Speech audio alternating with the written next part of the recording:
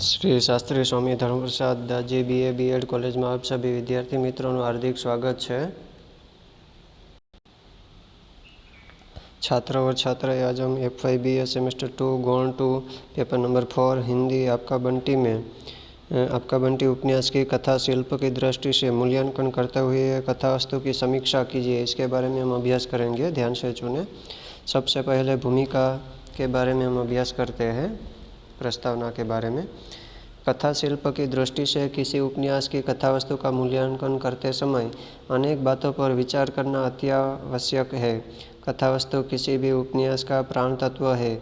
उपन्यास की सफलता आधार इस पर ही आधारित है। कथा शिल्प की संबद्धता सुगठित होना जरूरी है। कथा वस्तु के लिए निम्नलिखित तत्व होना आवश्यक है।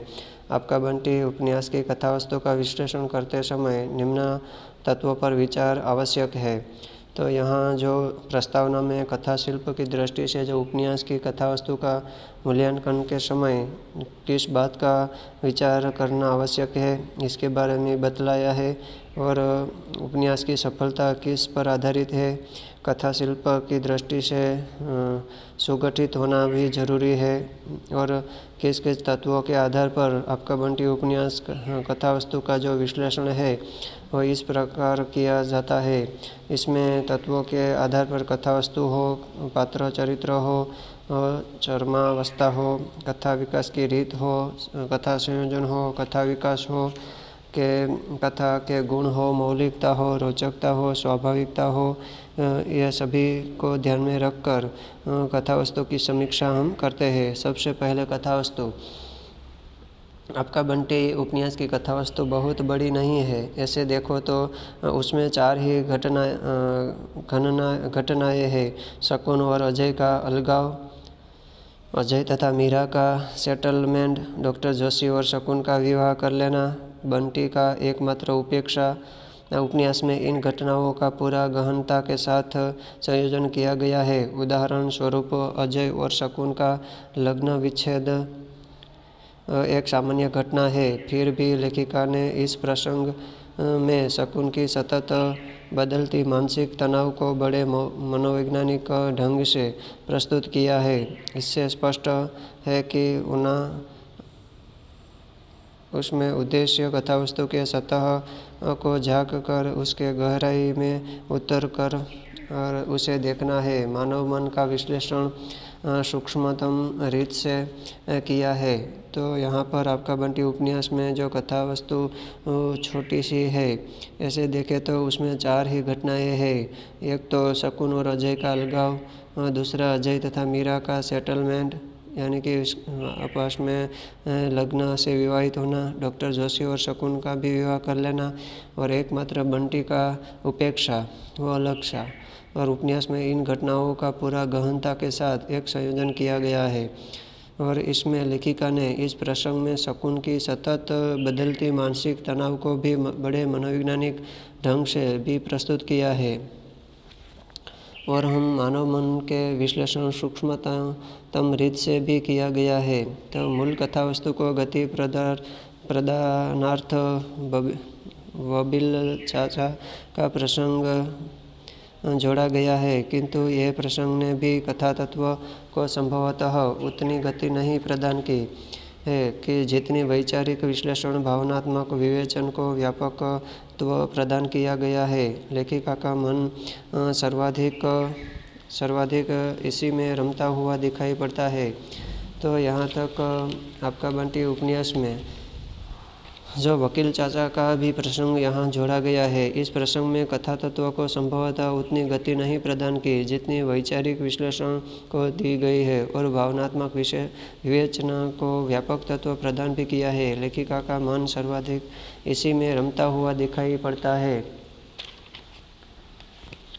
इसके बाद आपका बंटी डॉक्टर जोशी और शकुन का प्रसंग महत्वपूर्ण है और मूल कथा से संलग्न है। शकुन और अजय से कानूनी विच्छेद के बाद यानी तलाक के बाद डॉक्टर जोशी से अंत में विवाह भी कर लेती है। इससे शकुन के टूटे मन को आधार मिल जाता है, किंतु बंटी उपेक्षित हो रह जाता है।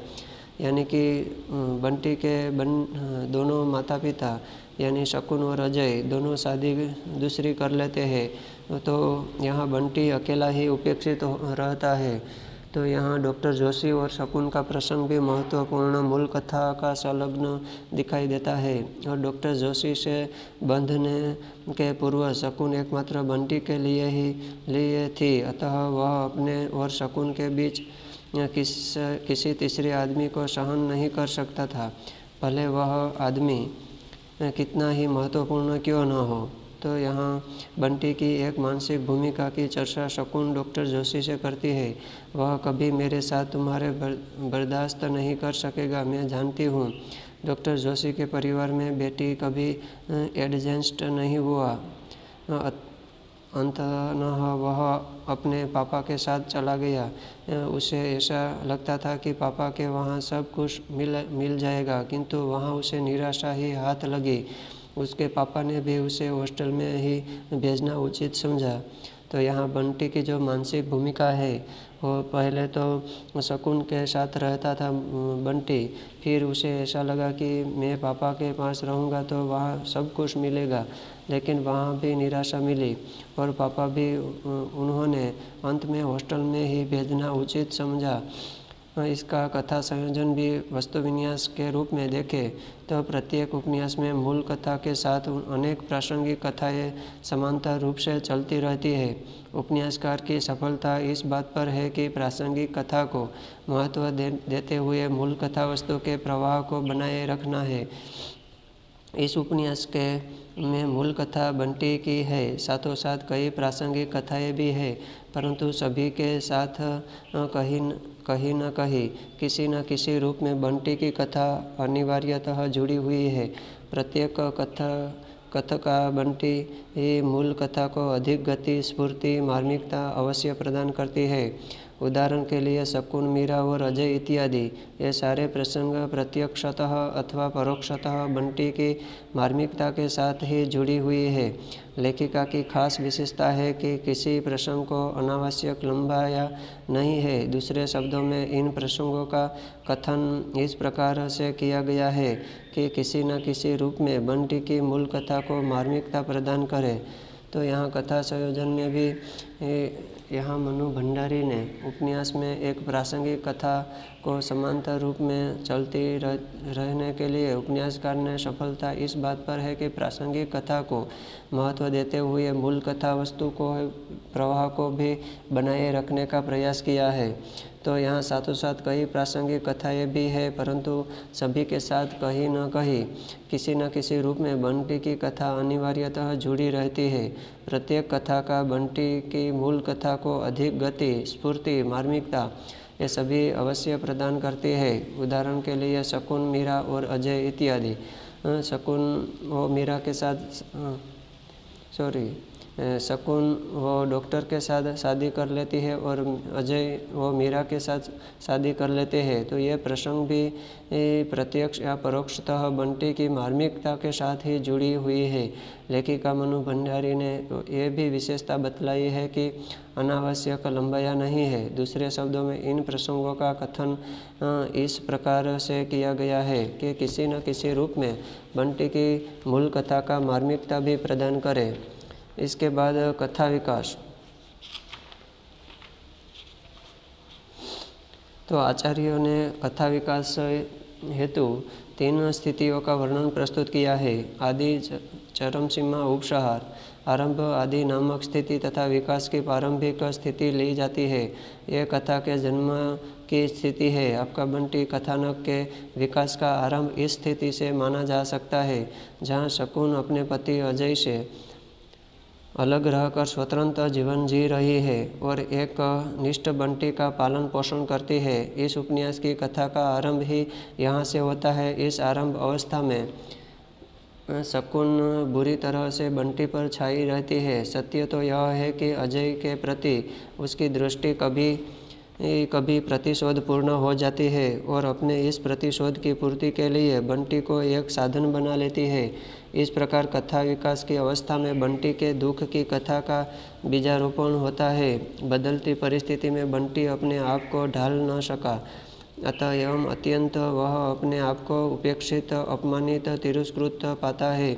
उसके दुर्भाग्य की चरम सीमा यह है कि यह उपेक्षा, तिरस्कार, अपमान उन्हीं लोगों से मिलता है जो कभी उन पर जान न्योछावर करते थे। स्वयं उसकी मम्मी ऐसे ही लोगों में से एक है।